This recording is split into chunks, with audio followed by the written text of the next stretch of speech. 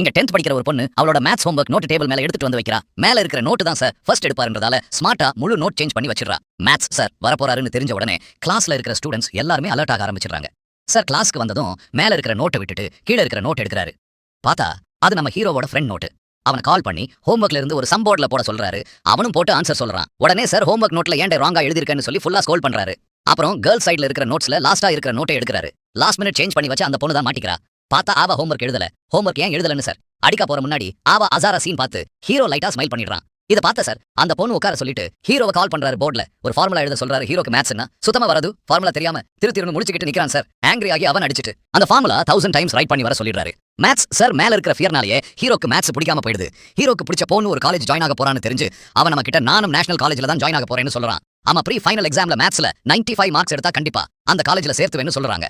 Hero maths மக பண்ண try பண்றான்.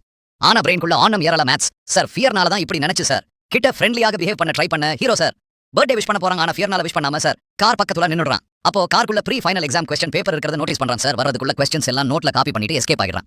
ஆன்சர்ஸ் அவனால படிக்க முடியல. ஹீரோக்கு பிடிச்ச பொண்ணு பிரேஸ்லெட் கிஃப்ட் பண்ணிருப்பா. பிரேஸ்லெட் எட்ஜ்ல அவ நேம் மைக்ரோ ரைட்டிங்ல என்கிரேவ் பண்ணிருப்பாங்க. மைக்ரோ ஆர்டிஸ்ட் நம்பர் கிடைச்சதும் ஹீரோ ஆன்சர்ஸ் ரொம்ப சின்ன லெட்டர்ஸ்ல ரைட்டிங் பேட்ல எழுத சொல்லி வாங்கிக்கிறான். எக்ஸாம் டைம்ல அந்த பேட் யூஸ் பண்ணி திருட்டுத்தனமா ஆன்சர்ஸ் எழுத ஆரம்பிச்சிடறான். மேத்ஸ் சார் டவுட் பட்டு செக் பண்றாரு. ஆனா லெட்டர்ஸ் கண்ணுக்கு தெரியாததால ஹீரோ எஸ்கேப் ஆயிடுறான்.